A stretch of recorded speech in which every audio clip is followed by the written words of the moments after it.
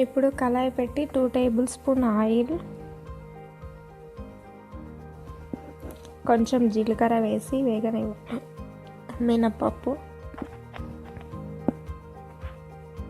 2 పచ్చిమిర్చి, ఒక చిన్న ఆనియన్,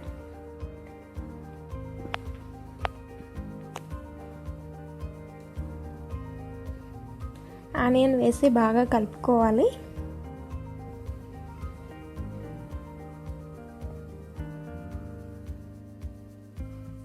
ఆనియన్ కొంచెం బ్రౌన్ కలర్ వచ్చేంత వరకు కలుపుకోవాలి. ఇప్పుడు చిటికెడు పసుపు,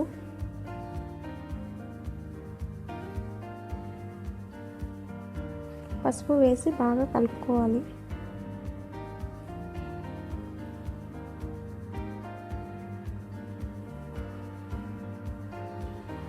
ఇప్పుడు మనం ముందుగా తురుముకున్న క్యారెట్ తురుమును అందులో వేసి బాగా కలుపుకోవాలి. క్యారెట్ తురుములో కొంచెం పచ్చివాసన ఉంటుంది కాబట్టి అది పోయేంత వరకు బాగా కలుపుకోవాలి.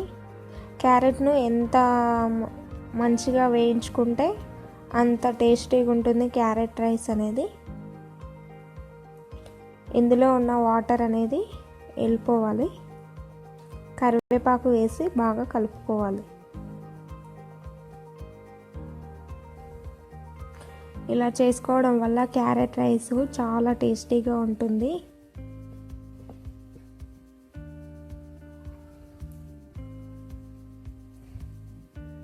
కొంచెం గరం మసాలా,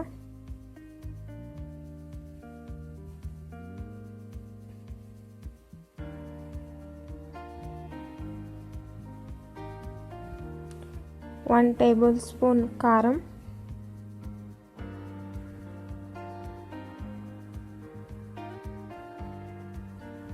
తగినంత సాల్ట్ వేసి బాగా కలుపుకోవాలి.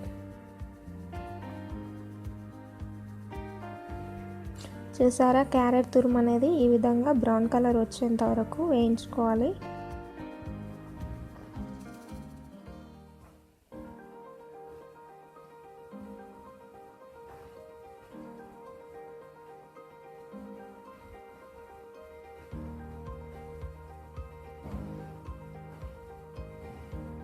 ఇప్పుడు మనం ముందుగా ప్రిపేర్ చేసుకున్న రైస్ను అందులో వేసి బాగా కలుపుకోవాలి. చూసారా ఫ్రెండ్స్, క్యారెట్ రైస్ అనేది రెడీ అయింది. నచ్చినట్టయితే లైక్ చేయండి, షేర్ చేయండి. మన ఛానల్ని మొదటిసారి చూస్తున్న వాళ్ళు సబ్స్క్రైబ్ చేసుకొని పక్కనున్న బెల్ ఐకాన్ని ప్రెస్ చేయడం వల్ల నేను పెట్టే వీడియోలు నోటిఫికేషన్ ద్వారా వస్తాయి.